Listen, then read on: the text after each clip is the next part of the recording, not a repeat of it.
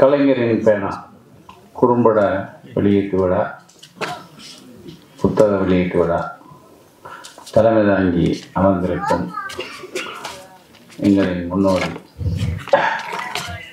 ஆசிரியர் முத்துக்குமார் அவர்களே, பண்பின் சிகரம். நீங்கள் கவனிச்சிருப்பீங்களா எனக்கு தெரியாது. டேரக்டர் லேட் ஆகிட்டார். நாங்கள் எல்லோரும் முன்னாடி உட்கார வச்சுட்டாங்க. நான் எஸ்வி முத்துராமன் ஐயா சொல்கிறேன். அப்போ வந்துட்டார். ராம்ஜேனன் போய் கூப்பிட போகிறாரு. இங்கே வந்துட்டார். நீங்கள் இந்த வயசையும் நம்ம கற்றுக்கிட்டே இருக்கணுங்கிறதுக்கு அது ஒரு பாடம். அவர் மேடைக்கு வரல. ஏன்னா இங்கே ஒருத்தர் பேசிகிட்டு இருக்கும்போது அவர் மேடைக்கு வர மாட்டேன்ட்டார். அங்கே உட்காந்துட்டாங்க. பேசி முடித்த உடனே முடிச்சாச்சா அப்படின்னு கேட்டு, அதுக்கப்புறம் இல்லைன்னு முடிச்சாச்சு அப்படின்னு தலைவரும் ராம்ஜேனன் போய் சொல்லி அதுக்கப்புறம் வந்து உட்கார்றாரு. இதுதான் மூத்தோர்னா மூத்தோர். இது இப்போ நம்ம எதிர்பார்க்க முடியாது நம்ம பிள்ளைகிட்ட. ஏன்னா செல்லு வந்து காலி பண்ணிடுச்சு எல்லாத்தையும். ஏன்னா எவனாலும் வந்துட்டு போவோம், செல்லை பார்த்துட்டு இருக்குங்க. அருமை ஐயா இயக்குனர் எஸ்வி முத்துராமன் அவர்களே, எங்கள் அருமை அண்ணன், இந்திய அளவில் கதாசிரியருக்கு தனி இடம் பிடித்து கம்பீரமாக நின்ற எங்கள் அருமை தோழர் பாக்கியராஜன் அவர்களே, எங்களின் முன்னோடி ராம்ஜேனன் அவர்களே, எனக்கு முன்னால் பேசி சென்ற இது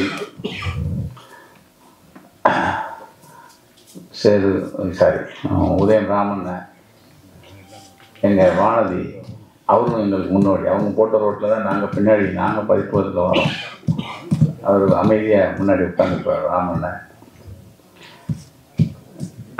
தொகுத்து வழங்கும் தொகுப்பாளினி. அதை விட இந்த வரவேற்புரையாற்றணும். இவர் மொத்தம் பேசி எடுத்தீங்கன்னா அவரே 1 மணி நேரம் பேசியிருப்பாரு. ஆனால் எஸ்வி முத்துராமன் மெனக்கிட்டு இருக்காரு. அவர் அண்ணன் வரலன்னா அவர் வருத்தப்பட்டிருப்பார். ஏன்னா 75 படத்தையுமே எழுதிட்டு வர்றது அது அப்படி போர்வையா உண்மையிலே பாராட்டணும்.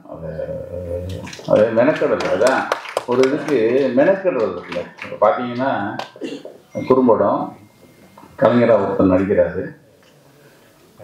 அனௌன்ஸ் பண்ணிட்டாங்க. அவரை காணும். என்னென்ன ட்ரெஸ் பண்ணிட்டு வராங்க. அப்போ தான் அப்படியே கலைஞராக கவனி வந்தார். மெனக்கடல். அதாவது ஒரு நிகழ்ச்சியை ஏனோ தானான்னு பண்ணாமல் அதுக்குன்னு எனக்கு ராம்ஜேனன், நான் ஒரு மனுஷன்ட்டு எனக்கு ஒரு 20 தடவை ஃபோன் பண்ணியிருப்பார். அண்ணன் வண்டிகளா, அவர் எனக்கு அண்ணனா, எனக்கு நான் அண்ணனா, அவர் வண்டிகளா. இப்பயும் பாருங்க 10 தடவை சொல்லியிருப்பார். நெட்டிக்கன் அண்ணன், நெட்டிக்கன் ஏன் வீட்டு இல்லை அல்ல. இதுதான் அந்த மெனக்கடல். இப்போ 2000 கதை எழுதிட்டாருன்னு நம்ம ராஜா செலவு. வயசு என்ன இருக்கணும்? அப்போ யோசித்தேன், வயசு என்ன இருக்கணும், இது எந்த வயசுல இருந்து எழுத ஆரம்பிச்சாரு? 2000 கதை எழுதியிருக்காரு. பார்த்தா சின்ன பிள்ளை மாதிரி இருக்காரு. பாரதிராஜன்ட்ட பார்த்துருக்கேன். இனி அவர்தான் அவர்கிட்ட கூட்டு போனார் வெளியே நின்று. அப்போ மாதிரி இவர் தானா? வேறு யாராவது எழுதி வச்சு அப்படிலாம் யோசித்தேன். ஆனால் அவர் நம்ம உதயம் ராமன் 2 கதை. நான் கூட போனது வந்துலாம் எழுதிட்டார் போலன்னு நினச்சேன். முத்துக்குமாரன்ட்டு கேட்டேன், அவர் நாங்கள் படித்து எங்களுக்கு சொல்லுவாங்க. ஒவ்வொருத்தருக்கும் அவ்வளோ விஷயம் இருக்கும். அவர் உறுதி பண்ணிக்கிட்டேன். அவர் 2 கதையை சொல்லி 2000 கதையும் நச்சுன்னு தான் எழுதியிருக்காரு. வேலைக்காரன் தான். உண்மையிலே எழுதுறது ரொம்ப கஷ்டம். இப்போ வந்து எல்லாம் செல்லு வந்த பிறகுன்னு நீங்கள் பார்த்தீங்கன்னா நிறைய டிரைவர்ஸ் வந்துருப்பீங்க, யாரும் கோச்சிக்கூடாது.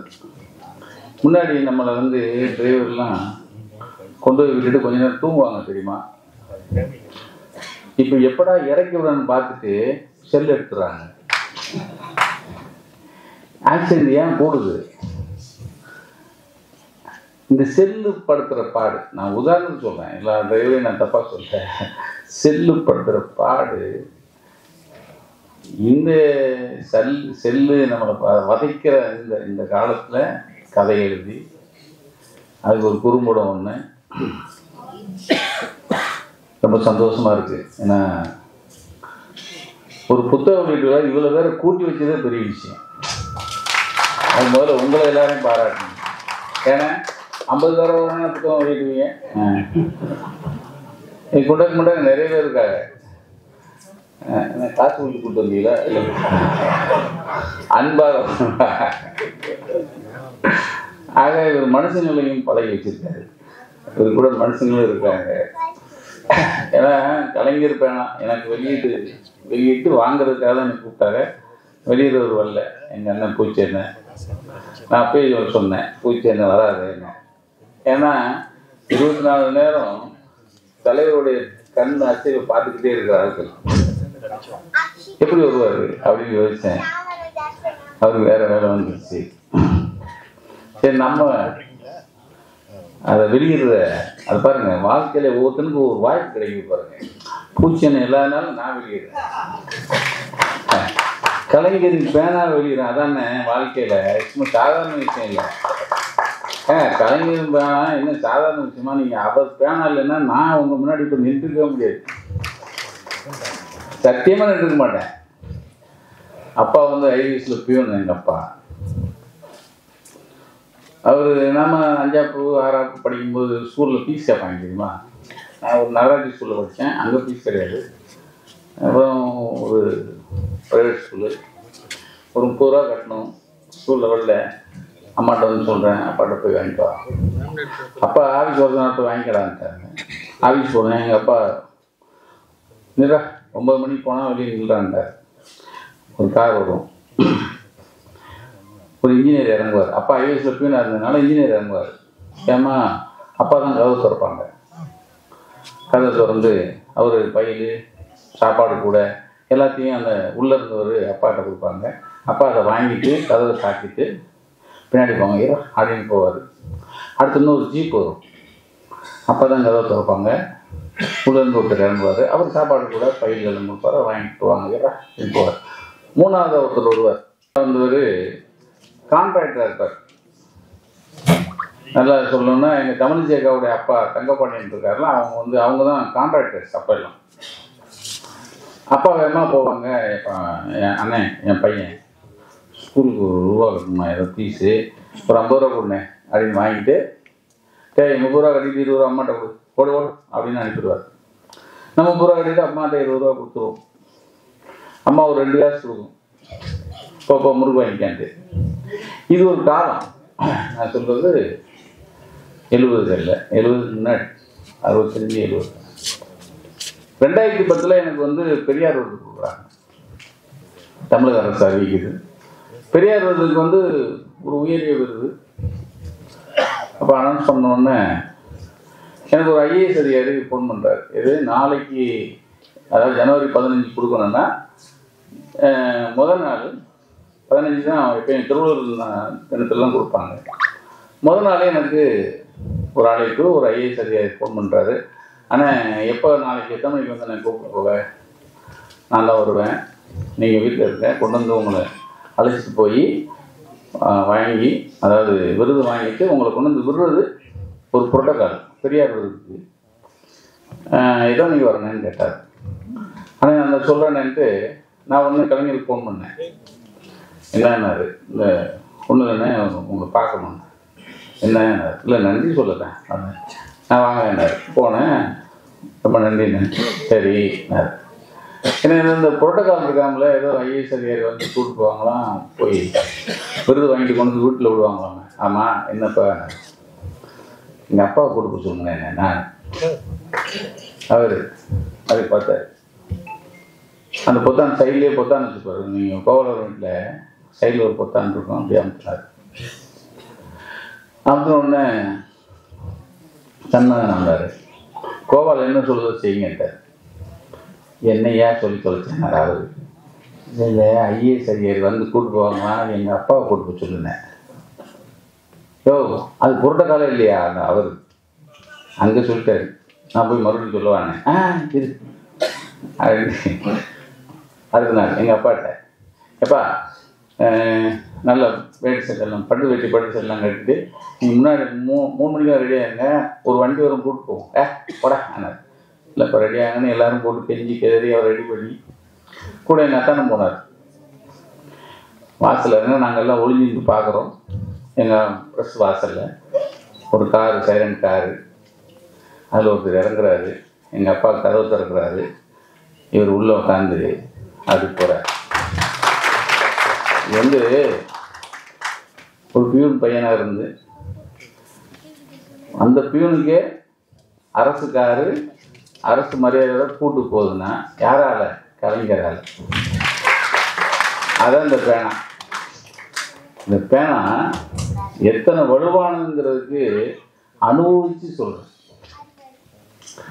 பராசக்தி படத்தை மெயினாக எடுத்து இந்த குறும்படம் பண்ணியிருப்பார். அந்த பராசக்தி படத்தில் நீங்கள் ஒரு வசனம் எழுதல, அத்தனை வசனம் எழுதிப்பாருல்ல, அது எல்லாத்தையும் நடைமுறைப்படுத்தின ஒரே எழுத்தாளர் அவர். பார்த்தீங்கன்னா தெரியும். நல்லா பாருங்க.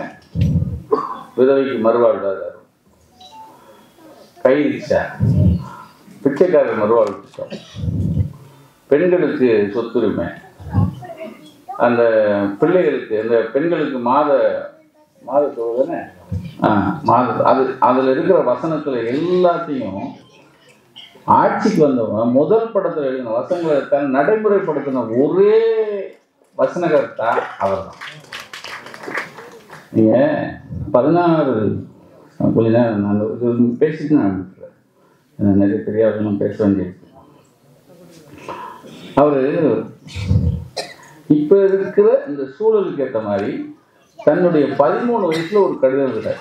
ஒரு புதினத்துக்கு அவர் வந்து முன்னுரை எழுதுகிறார் 13 வயசில். நல்லா நோட் பண்ணிக்கங்க.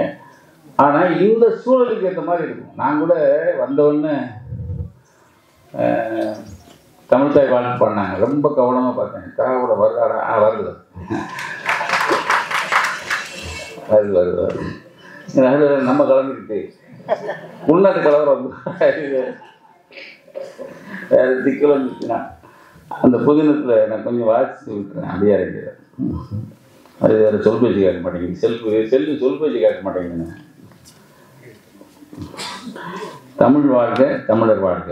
முன்னுரை. அன்புடைய தற்கால திராவிட நாடு ஜாதி என்ற வலையில் சிக்கி திராவிடரது கலை, நாகரிகம் எல்லாவற்றையும் சிற்சில மூட நம்பிக்கைகளால் இழந்து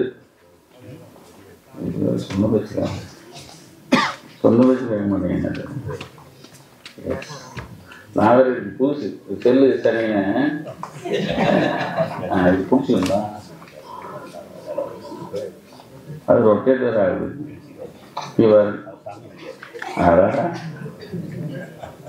என்ன அப்படின்னா இது வருது அது இப்போ வச்சுக்கிறேன். இந்நிலையில் இழந்து தத்தளித்துக் கொண்டிருக்கிறது. இந்நிலையில் திராவிட நாட்டு மொழிகளாம் தமிழ், தெலுங்கு, மலையாளம், கன்னடம், துளுவம் என்பனவற்றில் தலை சிறந்ததான தமிழை குலைக்க தற்காலத்தில் நடைபெறும் சூழ்ச்சிகள் பற்பல. Note this point. அதான் விஷயம். தமிழை குலைக்க தற்காலத்தில் நடைபெறும் சூழ்ச்சிகள் பற்பல. திராவிடர் வெடித்துக் கொள்ளும் காலம் நெருங்கிவிட்டது.